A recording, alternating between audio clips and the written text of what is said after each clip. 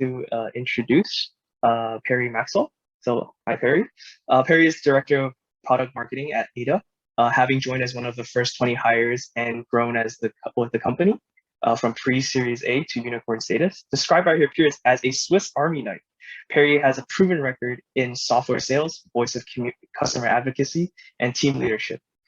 Perri is an innate problem solver, embraces new challenges, whether it be in business cases, crossword, and Sudoku puzzles. All right, Perri, feel free to take it away. Awesome. Thank you so much, George. And thank you everyone for having me. It was definitely really exciting to be reached out by U of T. I have a short presentation today, but I'd really like to spend the majority of time answering questions. I think that would be the most fun. But I'm going to share my screen now so that I can walk you through my presentation. George, you can see my screen, right? Yep, perfect. Okay, fantastic. All right, so thank you everyone so much again. My name is Perri. As George mentioned, I lead the product marketing team at Ada. Product marketing is a growing team at our company and also, I'd say, an emerging career path, specifically in B2B SaaS companies. If you don't know what product marketing is, you've come to the right place. We're going to talk about it, so not to worry. Quick overview. First, I want to give you a bit of context about Ada. I think it will just help frame what product marketing does at our company. I'll tell you what our mission is, and then walk you through an example of product marketing at work with a recent product launch that we did earlier in the year.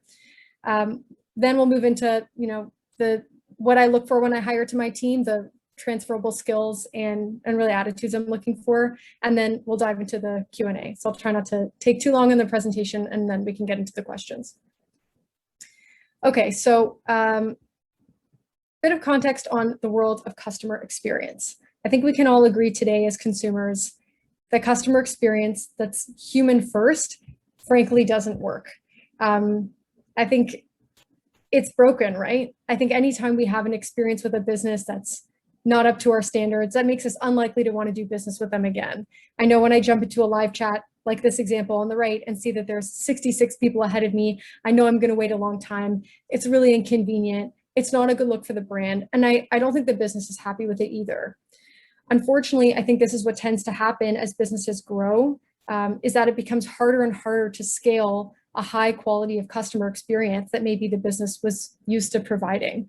Unfortunately, especially customer support tends to be viewed as a sunk cost. This is a function we just have to have. It gets minimal budget allocation because it doesn't generate revenue for the business. And often that means, it becomes cost prohibitive to really provide best-in-class customer experience unless the business is gonna make a big investment. So who suffers? The customer, the person waiting 67 in line. That's where Ada comes in, as we think that this human-first approach to customer experience just doesn't work. And our approach instead is an automation-first customer experience. So this is a new strategy, a new approach to customer experience where automation is the first point of contact for a customer. So you can see the example on the right. This is Ada in action for an e-commerce business where a customer is asking, can you help me track my order, giving their order number and getting the answer right away about the status of their order, right? This is way better for the customer. They get instant on-demand access to a brand, simple answer to a simple question. Customer support agents are reserved for higher value inquiries and they can make a bigger impact on the business, so they're happier too. And the business is happy because now they've been able to scale this high quality of customer experience. And instead of running away from customer interactions, they can actually lean into them and have more. So we work with businesses around the world to introduce automated customer experience to their strategy and help them have even more customer interactions than they've ever had. So that's the context and the space that Ada lives in. I would say Ada is probably not the only chatbot company that you've heard of. There are many, many, many chatbots out there. I think the number we like to use is like 2,000 chatbots or something. It's a really competitive space. And so all of these software companies are in a race to capture the market in this new category. That means that every company has to really understand what the market needs and make sure that they're staying competitive. And that's where product marketing comes in.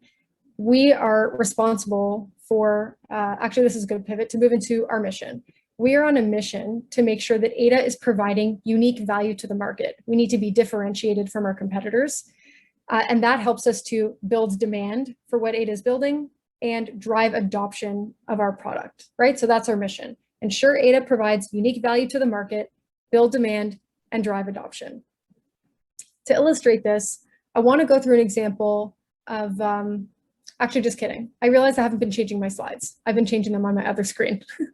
Welcome, product marketing, live presentations, happens sometimes. And this is our mission. So ensure Ada provides unique value to the market, build demand, and drive adoption of our products. The way that we do this is by connecting our product team to the broader market, and we form a circle between them and a feedback loop. So our team is responsible for deeply understanding the market, which would include, prospects we haven't closed yet, our existing clients, analysts that we refer to help us understand market trends. We have to have an understanding of our competitors, of course, and we also have partners who give us a pulse in the market as well. So it's our team's responsibility to consolidate learnings from across the entire market and share those with the product team so that they can make good decisions about what we need to build to make sure we're providing unique value to the market. Once the product team has decided what they are going to build, obviously with our input, we then consult the product team on how to take this new product to market, and we execute on that campaign as well. And again, this involves many, many feedback loops and collaboration with other teams. We don't do this alone. There's a number of teams at Ada who are part of this go-to-market process. So we form a loop between the broader market and the product, help them understand each other. And I think the best way to illustrate this is with an example of a recent product launch at Ada. So in order to illustrate this, we need to go back in time to when Ada was really just known for customer support automation. We were all about reducing cost and customer support only, just that small part of the customer journey. So this is an example I showed you earlier, right? A business that's using Ada to automate a question from a customer, someone who's already placed an order. We're probably not going to generate any revenue from this interaction. We're just about helping a customer get their question answered instantly without needing a human, saving time for everyone and reducing cost for the business. What we realized though over time is that as our clients had spent more and more time in our product, that they started using it for more than just support. So here's an example, again, this is just a demo of a SaaS company that's using Ada to answer questions about free trials and bringing in live agents to say, hey, would you like to extend your trial or buy our software? So we're moving from post-sales support now to like pre-sales or even driving revenue from existing customers. So this is new way to use Ada, maybe not something we had anticipated when we started a few years ago.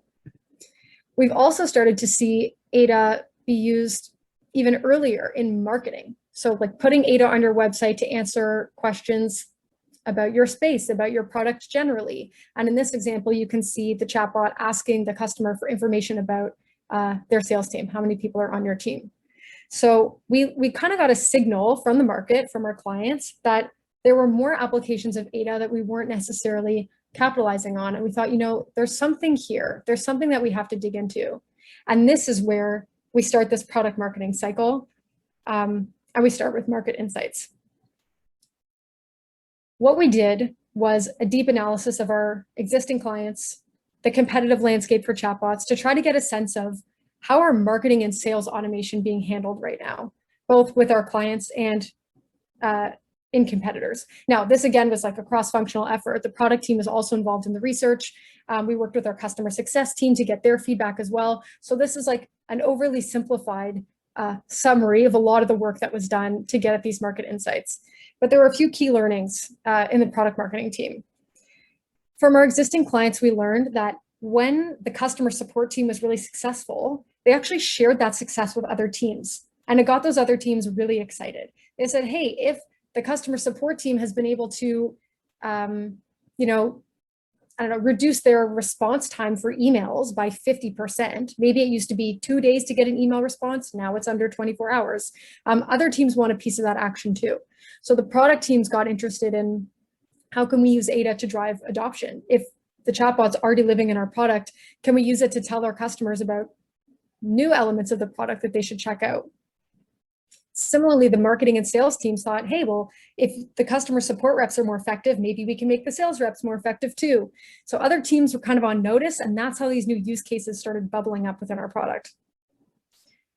and our clients were innovating in our platform sort of cross-functionally, which was new and exciting for us. As far as competitive research, again, remember there's like 2,000 chatbots out there. Obviously, we didn't investigate all of them, but we did research on who we would have considered to be our top competitors in the space. And we learned some interesting things. The first is that many other chatbot platforms focus only on a portion of the customer journey. And Ada kind of fell into that category too, right? We were really just focused on customer support automation. Some businesses do sales only automation. And so we found that there wasn't really anyone doing both. There wasn't anyone doing automation across the entire customer journey. A lot of these competitors were also not enterprise ready. They were much more focused on small and medium-sized businesses and didn't have, let's say, even like the compliance requirements that would have been needed for enterprise businesses. On the other hand, if they were enterprise ready, they were super code heavy and they required a ton of resources to build out some of the examples that I showed you above. And then finally, ironically, a lot of these businesses had poor customer experience. So even though they're selling a customer experience product, they're not known for having great customer experience themselves. So I'm showing you specifically existing research and competitive research because that's how product marketing identifies where our opportunity is.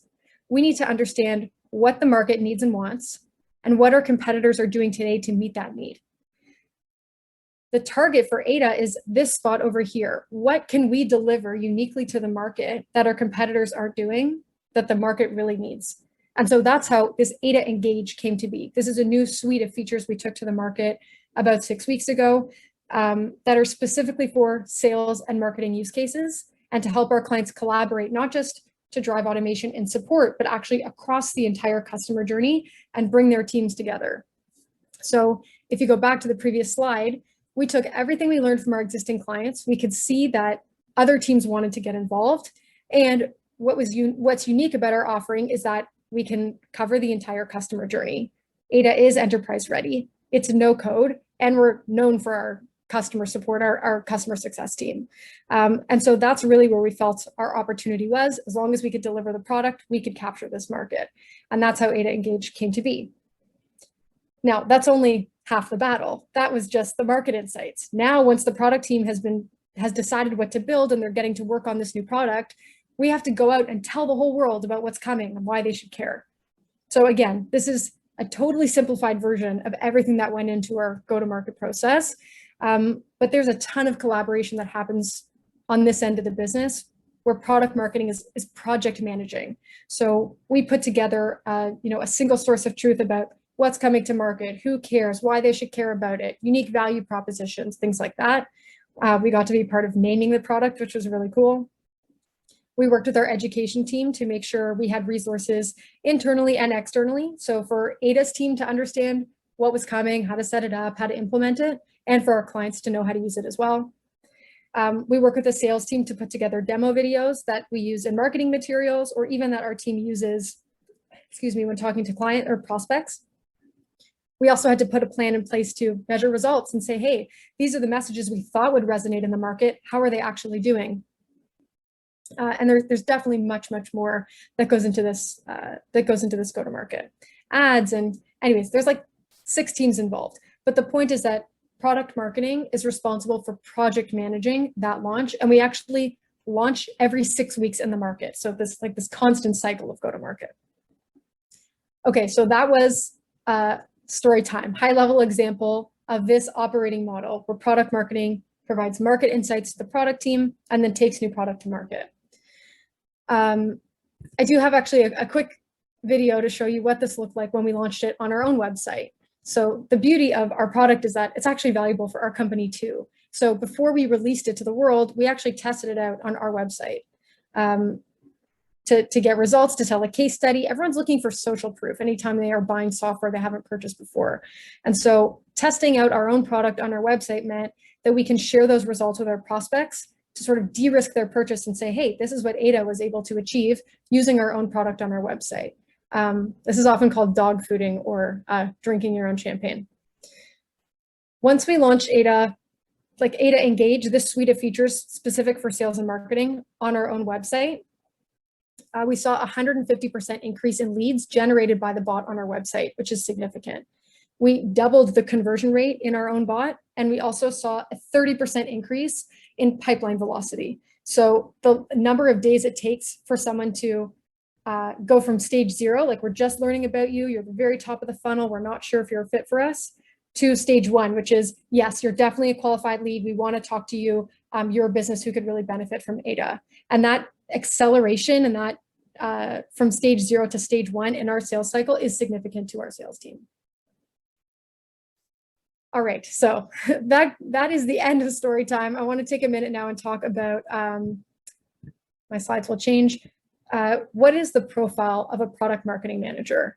I think that product marketing is different at every company, even within software companies. So usually, at least I can only speak from my experience, what I look for when I'm hiring to my team is like transferable skills. Obviously, it's great if you've done product marketing at another company, but they could have been structured completely differently and the product could have been very different. So more than anything, there's certain like traits and skills and attitudes that I think are a good fit for someone who's interested in product marketing. As far as traits, definitely you have to be super collaborative. I think I've alluded to this throughout the presentation. We work very closely with other teams. So you really need to be a team player and be invested in the success of other teams. Definitely need to be empathetic to the customer, empathetic to the team, empathetic to the market, just empathy in general, great quality to have. Especially on the market insights team, it's important to be curious, right? We're digging through data. We are doing customer interviews. Having an insatiable curiosity is valuable for a product marketing manager. We also need to be really organized. We're running huge projects and, consolidating data, organization is key. And finally, you need to be articulate, right? We understand the broader market. We need to be able to take only what's most relevant to our audience and distill that information for them. I tried to do that today, right? Not telling you every single little thing that we launch, but just speaking about the things that are most relevant to you at this stage in your careers. So being articulate is important. In terms of skills, project management, every single go-to-market launch is a project in and of itself. So experience managing a project and stakeholder alignment, keeping teams on track for timing is really important. Data analysis on the market insights team obviously is critical to our success. And finally, storytelling. Hopefully I did a good job of that today, telling you a story about product marketing to help you understand the value of our team and what we bring to the business. All right, that takes me to questions. I think I'll stop sharing my screen for now and go back to you, George, to see if there's any questions that have come in. All right, well, thank you for that presentation. Yes, we do have some questions. The first one is, product marketing, at least at Ada, seems to be embedded in company strategy. Is this true for all product marketing teams? Great question. I, in transparency, have only worked in product marketing at Ada, so I can't speak from personal experience about other product marketing teams. I'd say that product marketing is tied into our company strategy. The fact that we have a pulse on the market means that we have to bottom up, feed our insights and our opinions to the leadership team to say, hey, this is what we're hearing in the market. Help them make good decisions about where the opportunity is for Ada to grow. I would say if a product marketing team wasn't involved in those conversations, or at least helping to inform them, that would be like a misuse of the product marketing team.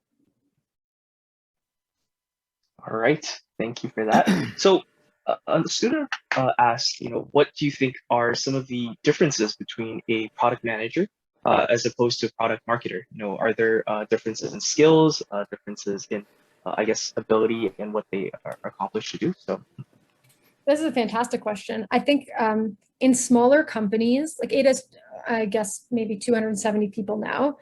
When we were a much smaller company, we had no product marketing team. I think we only developed product marketing around 60 people. So especially at much smaller companies, generally the product managers own product marketing. They are responsible for doing the research, deciding what gets built, how it gets taken to market, what the messages are. So I think the profile is different depending on the size and the age and stage of the company. I think at Ada, there is definitely more of a divide between the product managers and the product marketing managers. We report up into different functions, right? I report into our SVP of marketing. The PMs report into the SVP of product, but we work very closely together. That collaboration is really important, but the roles are definitely distinct and we have different responsibilities. For example, the product managers are responsible for determining the roadmap. They actually decide what the team builds. We consult and we're informed, but I'm not deciding what any team goes to build. So if you're considering, do I want to be in product marketing or product? I think a good question to ask yourself is it important for me to decide what gets built, or am I happy to consult and to inform that decision and ultimately how it gets taken to market? Hopefully I've answered your question. No, that provides a lot of insight. So another question we have is, what advice do you have for students who are early in their careers to get a foot in the door as a product marketer? As a product marketer or in product marketing? Sorry, I'm confused now between PM and PMM. Oh, we need new titles. I can speak to my own experience. So I can tell you honestly, 5 years ago, I had no idea what product marketing was. None whatsoever. I came from a completely different industry and I joined Ada. I joined Ada from wealth management. I was working for a financial advisor and, preparing reports for meetings and things like that. I knew I wanted to get into tech and I joined Ada in a customer success role. Customer success is just that. It's making sure that your customers are successful in the product, that they're using it correctly, they're using a lot of it, they're getting value. So I think I came at product marketing from having a deep understanding of our product and our customers, from having worked very closely with them. And I think it was a great way to get in. I think that's one way, is just to pick a company that you believe in and a product that you support, and get your hands on the product and build in it and teach other people how to build in it and hear feedback directly from customers. I think that really positioned me well to move into product marketing. You can also come at this from a completely different perspective, which is you can take product marketing courses and then come into a company. So I'm someone who is like learning as I go about how to run a product marketing organization at our company. And I can fill the gaps with the knowledge I have about our product and our space. But there are lots of courses out there that, like Pragmatic has a course, Product Marketing Alliance has a course where you can get certified in product marketing. I don't necessarily, I don't require that for people who join my team, but I'd say there's two ways to come at it. Pick the product, really learn it, move into product marketing. You could definitely apply to product marketing right out of school. Absolutely. I think new grads are a good fit. Or you could invest more in education to become certified, put that on your LinkedIn. And I think that's appealing if you don't have any relevant experience. Oh, that's all great advice. So, looking at your experience, right, especially when you're coming from, for Ada joining before, having only 20 hires now to, to be such a large firm. So I guess, how has your role evolved through the different stages? And I guess, what is your favorite part about each role at each stage of the evolution? Oh, this is a great question. Yeah, I feel really privileged to have been with Ada throughout our growth, and I've grown with the company as well. So I joined as the second customer success manager. It was a new position for me, and I just loved learning from people. It took me a few months to really feel confident speaking to our product, and it was intimidating talking to like a VP of customer experience, and I was like a 20-something out of school. Like it took me some time to grow my legs, but I really I developed like a professional confidence from that role that I think I've carried with me to now. My role evolved when the customer success role divided. Now we have a service-oriented role that we call ACX consultants. And there's also a sales role for account management. And I went the sales route. So I went from teaching people how to use our product to selling our product and now helping other people sell our product. So I've been able to evolve with the company. And I think that's why, from my own experience, I would recommend applying to companies that you really believe in, because the hope is that they're going to foster and nurture your growth. And you can move laterally and vertically within that company and develop more skills along the way. So I feel lucky to have had that experience here. All right. No, thank you. That was a very interesting take, looking at your experience. Did you have a favorite time, like favorite role? Oh, my favorite role is right now. Definitely Okay. keeps me on my toes. I think especially after we fundraise, each time there's a new round of investors, I think it's really exciting because it validates the work that's been done by the whole team to get to that point and sort of invites the company to be like, okay, so now what?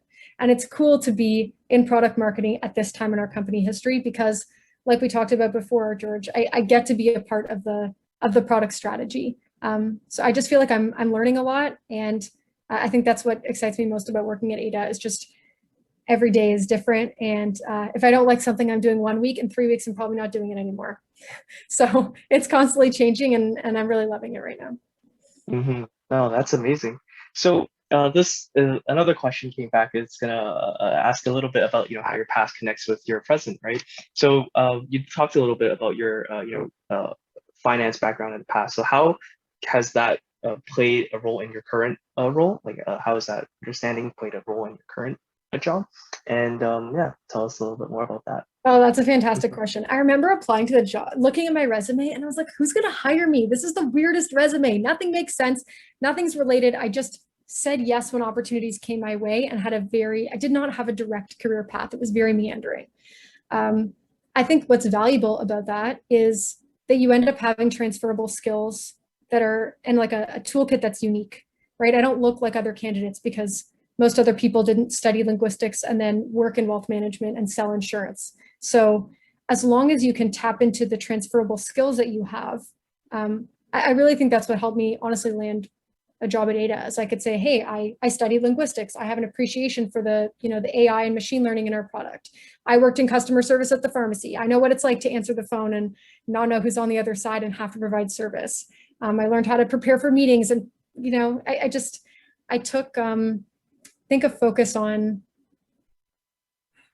I think in wealth management, anytime you meet with a client, you can't come to the meeting without telling them how their investments are performing. And it's the same in software, specifically with Ada, where we have the luxury of having like metrics within our platform that demonstrate business value. And I think having experience from wealth management and bringing that to software with like reinforcing to our clients each time we spoke, hey, what's the value you're getting from our product, made a big difference to our clients, and also helped me to grow at Ada and sort of, I'd say, like mature our customer success function. Obviously, I didn't do it alone. There are many, many other folks who were hired at the same time. But I think that's something that I uniquely added to the team. And I would encourage anyone to don't be concerned if your resume doesn't make any sense to anybody else. Just have a really strong cover letter that speaks to your transferable skills and what makes you unique, and lean into that. Mm-hmm. Yeah, that sounds like telling a story, like what you're doing with your career and transferring into your job. 100%. Mm-hmm.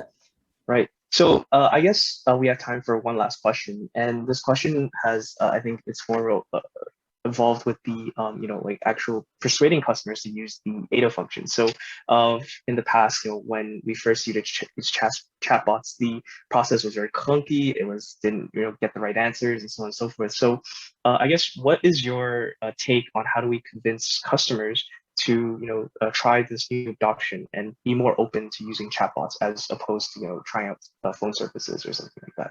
Oh, great question. First of all, I think the last year has accelerated digital communications. We are communicating on digital channels much more than we ever have. And I'm sure you've seen the stats, like 20 years of innovation in 1 year, like that's not an understatement. Okay, no, that was definitely an overstatement. So I think people are they're already, moving. Chatbots are becoming commoditized. There's so many of them now. And people are using them because they're actually getting better. I think there's always going to be people who want to call. Like my parents, totally going to call in every time because they want to talk to people and they think it's easier. The fact of the matter is the experience for someone who wants to call a company should still be better because there's a chatbot, even if they don't choose to speak to it. The fact that I'm willing to chat with Ada means, George, you get the person on the phone much more quickly. So I think over time, the fact that there's so many competitors in the space means we have to keep leveling up to stay competitive. So I think you can expect for conversational AI to continue this wave. The technology is going to improve. Like this is only the beginning now. And I think even if not everyone wants to use like a digital communication, instant messaging or a chatbot, we're going to see a focus on customer experience moving forward because it's really the one thing that's going to differentiate businesses who are commoditized. All right. Well, thank you, Perri. Well, next time when I use a chatbot, it doesn't work. I know it's not from Ada. So correct. Yes. All right. Well, thank you very much. And thank you for coming.